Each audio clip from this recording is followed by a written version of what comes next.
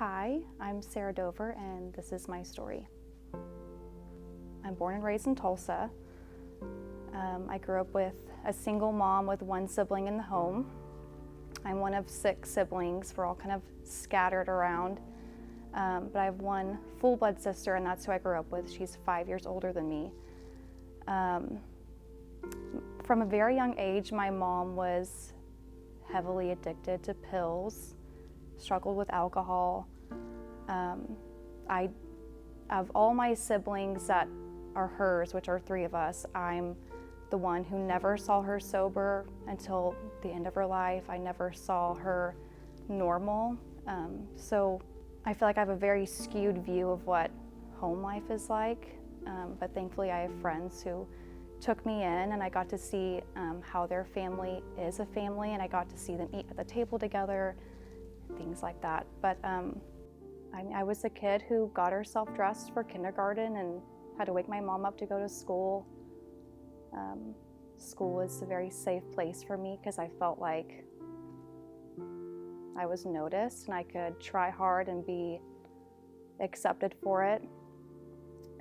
Although I would get home and I feel like the mom role would kick in. As a 5 and 6-year-old, I would be taking care of my mom, and I feel like that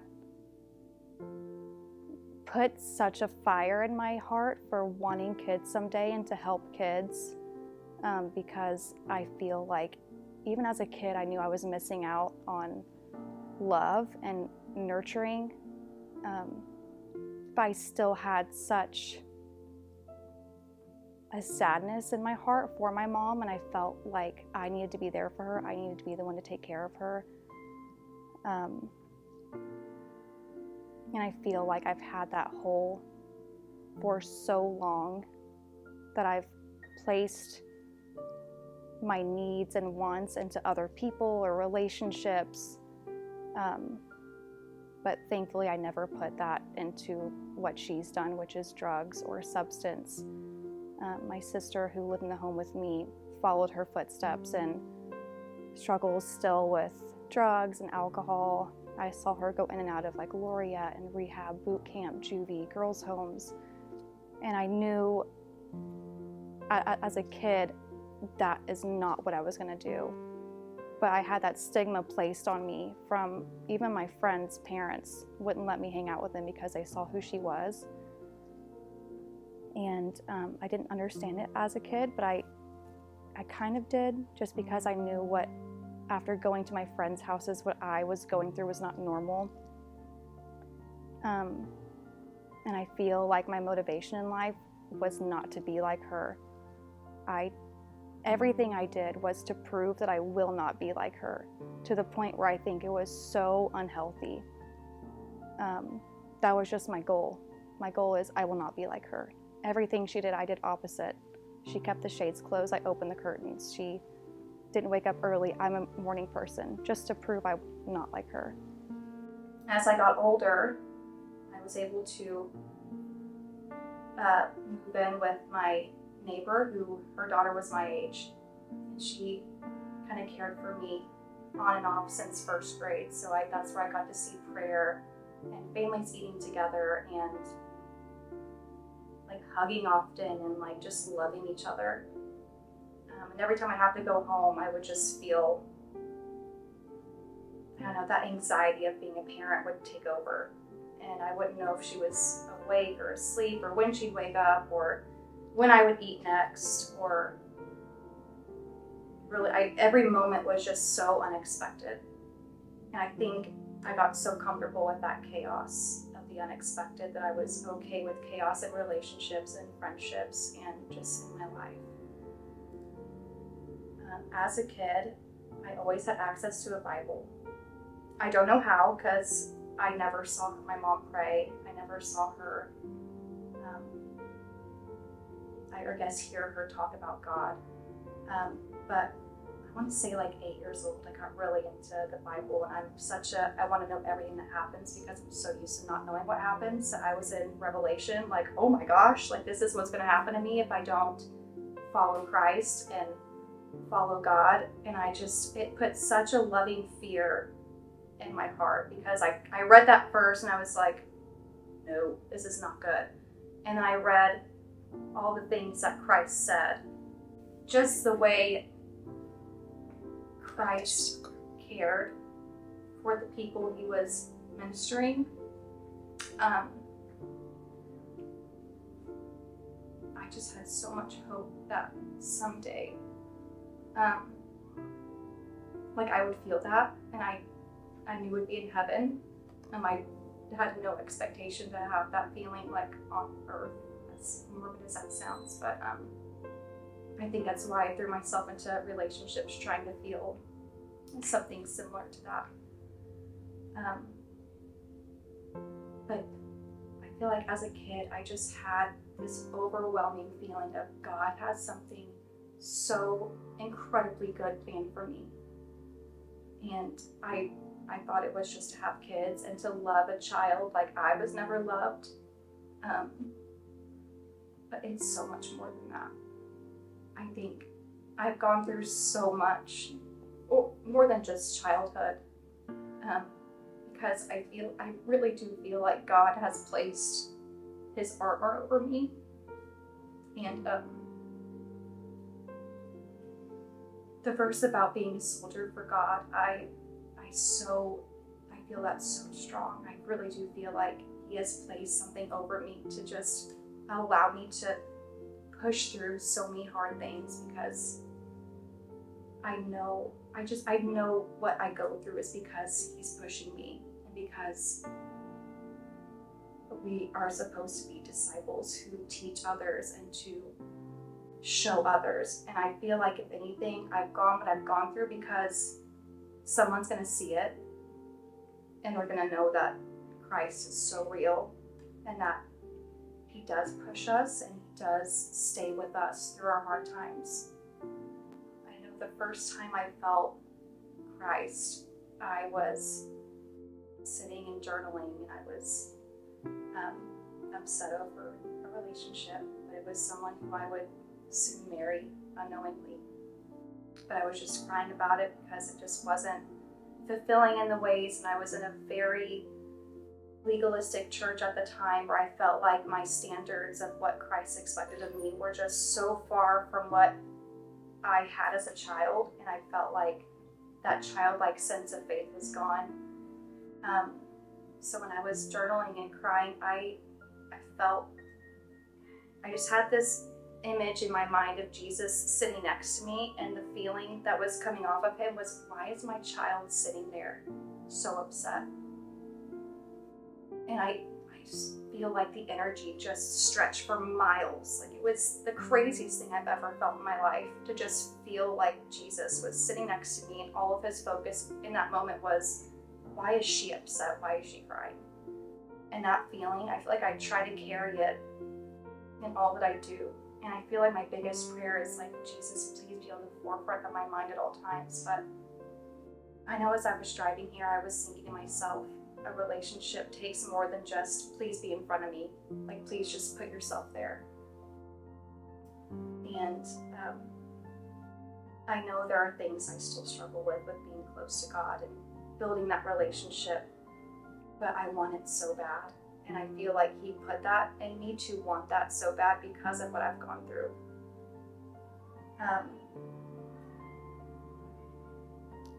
After having gone through the childhood that I did, I felt like every moment from after I left the house on, I would allow myself to get into the thick of something, and then I would jump ship knowing that I was drowning my purpose for what God had for me. And that included a failed marriage, which that's something that my mom went through. So I was like, there's one reason why I'm like her. And I felt like all these failures were showing me why I am like her. But I have to remember it was me losing my purpose for what God had for me. And that even if I do show signs of what she looked like, it's just because she's human, and humans go through the same things sometimes.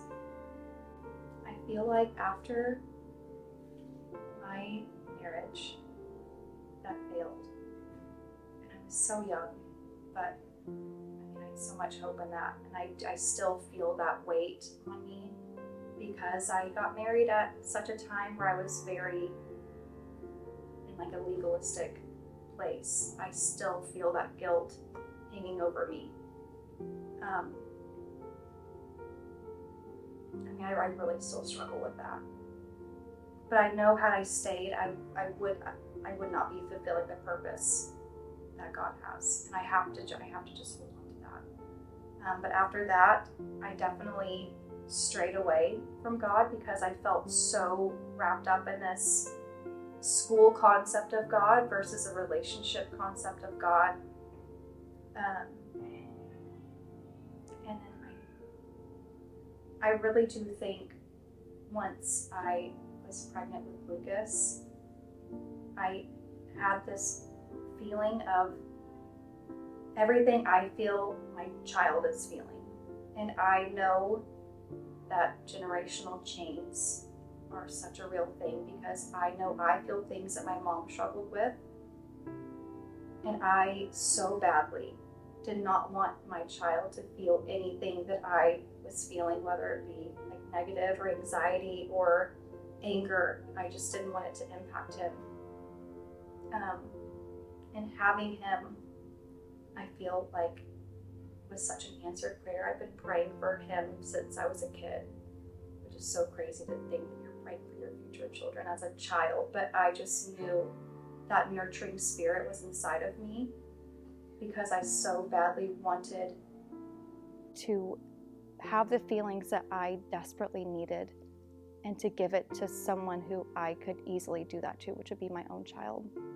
And I feel like that's why I have such a soft spot for kids too, because I know kids have such a hard time, even teenagers, explaining themselves and going through what they're going through and not knowing how to handle the world. But I do feel like I'm called to help kids and to talk to them and to let them know, like, people mess up too and we go through failures, but people are still there for you and Christ is still there for you.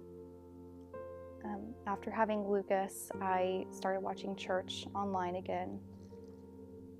And it was so fulfilling because I felt like I was getting back into a relationship version of God versus the school book version of God. But I was craving the worship and having people around me to talk to. I've never really had anyone in the church to talk to, so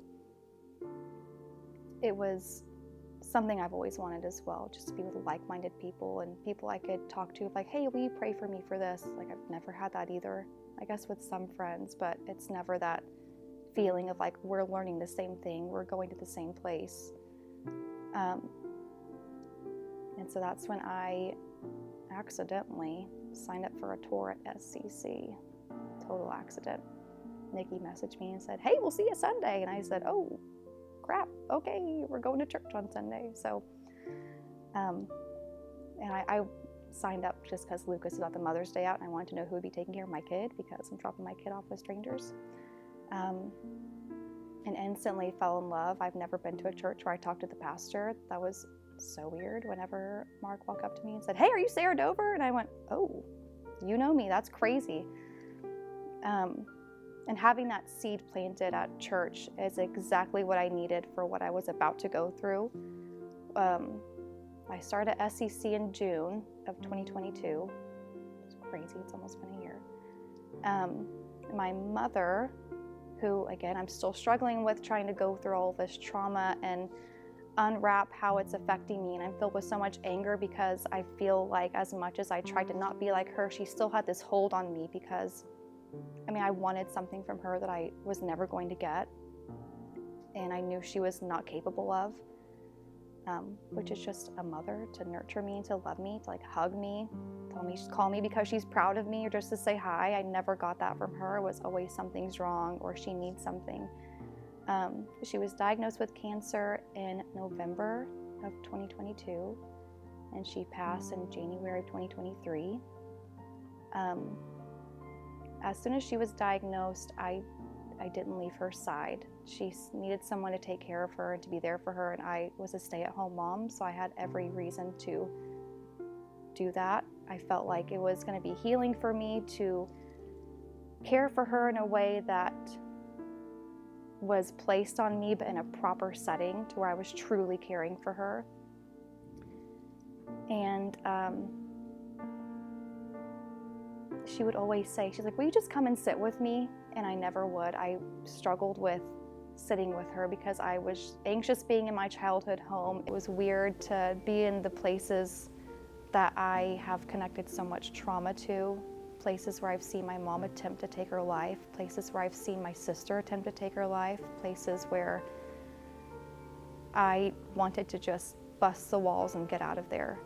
But I was now there to care for her and to hopefully help pass her through to be with God. And it was such a weird feeling because she has struggled with suicide, that when she was finally diagnosed, it was like, is this even real? Like, I call her the cat with 9 lives because she tried to commit suicide so many times and it always failed. And she would always wake up and say, I didn't try hard enough. And then now that she had cancer, it was like, there's no way. Like, there's no way this is real. It's not just 2 to 4 months. Like, there's no way. And then it all just happened so fast. And I think once she took a turn, it was like a week. And then she passed. And I know that last day, I was listening to worship music and I was praying over her. And I mean, even Lucas, my son, one of the first things he said was, can I open the front door to let God in that morning? And it was just so weird, like hearing the Spirit speak through a 3-year-old. That was probably one of the most powerful things I heard that day, was Lucas feeling like the presence of God and wanting him to be there. But when she passed, I got to hold her in a way that I have never held her in my life. And it's regretful that it happened after she was no longer with me.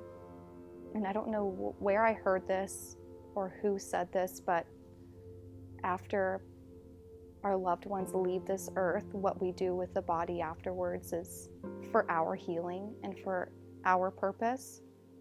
And I clung to her and I got to lay my head on her chest. And I stayed like that for probably 15, 20 minutes, just trying to feel like what it would have been like had I done that as a child. And I got to tend to her body. I got to bathe her and braid her hair and spray her perfume on her. I just got to love her in a way that I felt healed a lot of what I was going through. And I thought my healing would come from conversation and telling her how I feel and how this affected me and hearing her say sorry. But it was just being able to love her physical body in a way that I needed. And I feel like her passing has taken so much of my trauma with her that I was struggling today to give my testimony because the anger I felt is no longer there. A lot of my testimony would have been more about my mom than it already was, which I know a lot of it was, but more so had she not have passed. And I feel like after she passed, I had an instant struggle with, is heaven real? Is this even, like, what's happening? Is what happens after we die a real thing? Did Jesus actually come back to life? I just had such a struggle with seeing her be here for one moment, hearing her breathing, and then seeing her gone. And it was probably about 4 or 5 days later, I felt this overwhelming sense of her like wrapping around my body, but it was a version of her I'd never felt before. It was a healed version of her. It was almost like a young, just healed, a young, preserved version of her, like I said, that I've never felt. And just having that come over my body and just know that it was her that I was feeling was an instant, like, there is a God. Jesus is real. He rose. Death is just one piece of the puzzle. We have life after this. It was just an instant gratification of the things I've gone through are so for a purpose and it's not wasted. The things I'm doing are impacting people. And it's weird that it's almost like I needed that to happen for me to have total solidification in my faith and in the afterlife, and knowing that I don't need to be anxious about what's to come, even if that means death or if that means a drastic change that's not so good. I know that God is there for me, and Jesus does care for us, and that he never leaves us. Even when I felt like he wasn't there, I mean, the feeling I got once it was back was made up for the days I didn't feel it. I know God cares for me because I am still able to look ahead of my life and be so excited, knowing that I am someone who God has placed his armor on and who will go through struggles and who can endure, but knowing that it's serving a purpose for his kingdom, and knowing that he loves me enough to push me so intensely just reminds me that the love he has for me will be given back one day. I might not see it on this earth. Hopefully I get to, and I definitely have with certain things, especially my son. Such a gift. I am more thankful for that than anything. But I just know that the tally marks I'm making on earth are going to be glorified in heaven. But I have to stay strong with God, and I have to know that he is not going to fail me and that he is always with me. And as long as I hold true to that, I know he will never leave me, and it solidifies that he does care for me.